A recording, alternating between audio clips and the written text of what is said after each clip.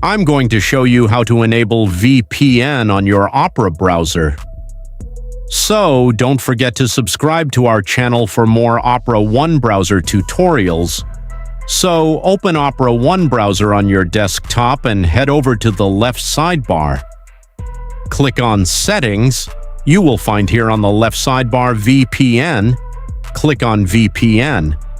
So here you will find the option Enable VPN. So this will make your browser enable VPN on Opera browser. This prevents third-party sites to track your position, and click on Activate and click on Connect to VPN. So check all these options. You have also the ability to activate VPN Pro, but for our Opera One version, we only have access to VPN for the free version. So this is pretty much it, guys. We learned how to activate VPN in your operable browser. If you find this video helpful, don't forget to like, subscribe, and leave a comment.